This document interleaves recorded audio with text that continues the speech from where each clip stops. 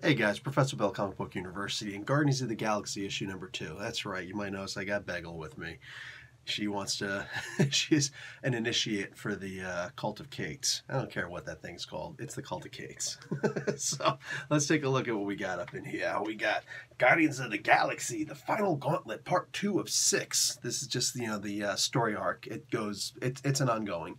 So Donny Cates is the writer, Jeff Shaw is on art, Marty Garcia is on colors, VC's Corey Petit on letters, cover artists David Marquez and Dean White, variant cover artists Matteo Scalera and Matthew Wilson. So we got, look, I'm going to tell you something right now. You see that preview page just a little while ago with Star-Lord? It's just 9 panels of him talking. Yeah, I'm going to need to see that in every single issue. All right? That's what I need to see. Every issue, him just talking. He doesn't need to be talking to Kitty Pryde every time, but I wouldn't mind the little diary journal thing entries, like that, like Captain's Log, you know what I'm saying? Talking to the Winona. But I really like this. Him talking to Kitty was actually really nice, especially since she's not with Peter anymore, or with Colossus anymore, more specifically, which Peter. I don't know, the girl likes the Peter. I don't know what to tell you. Some of you know exactly.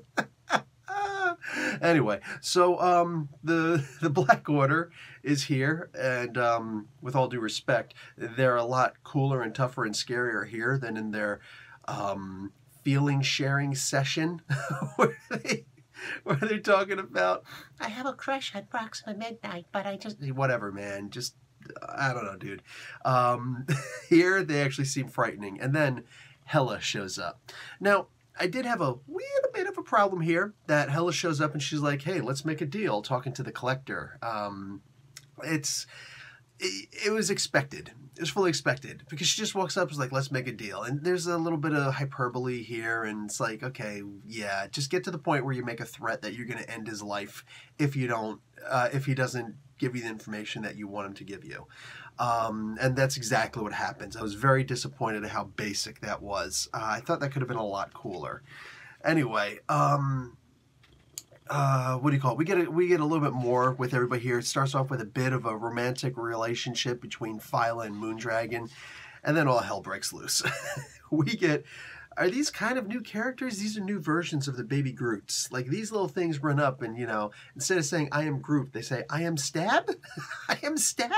And they run up with their spiky heads and their little knives and they start shanking people. Dude, it's like the weirdest freaking thing. What is that, Midnight Run, I think that was, where they start shanking people in the butt because it's not illegal? Anything below the waist. It's like, okay, you're not considered, trying to kill a person because you're trying to, stab them in the butt or something like that.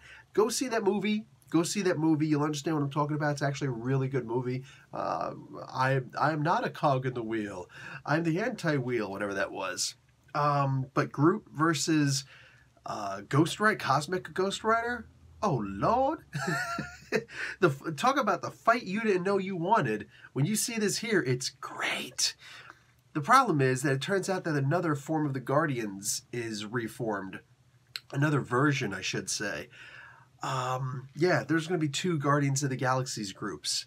And they're kind of going to be rivals because they've got exact conflicting missions. It's not like, okay, A team and B team. Oh, no. Oh, no. It's like, we're going to save this person. We're going to kill this person. Who's this person I'm talking about? Gamora. Now, if there was one thing that I really didn't like about this comic book was besides the whole Hela thing, the threat within a threat within a threat, just as basic as you can get, it was the hint, the insinuation. I can understand Gamora being somewhat of a confidant to Peter Quill. When Kitty says, hey, why did you call me? Why didn't you call her? They're not in love. I don't want to read that stuff because that's not like born in the comic books. That's something that happened in the movies, and then they're just like, oh, well, the movies did it, so let's go with it. No.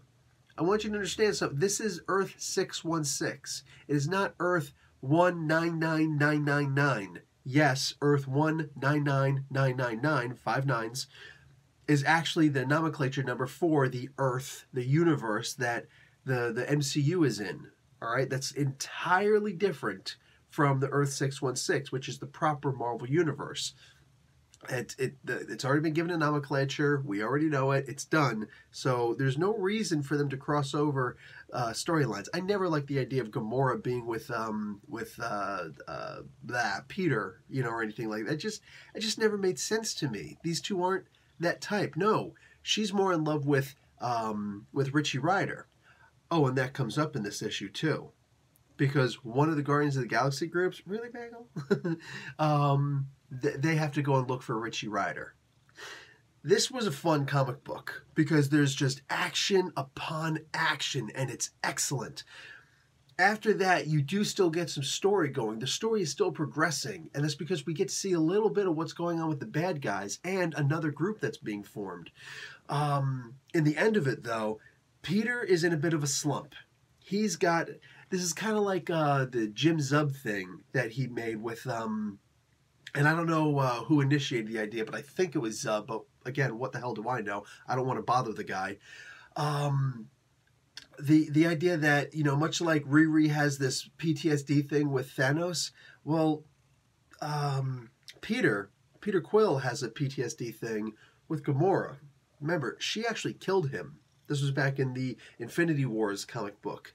Or maybe it was the countdown to Infinity Wars. I don't know. That big event thing that happened, just something along those lines. Anyway, she actually killed him. He died for a little while. The comment that Kitty Pryde made to him at one point, you can't forgive somebody for killing you.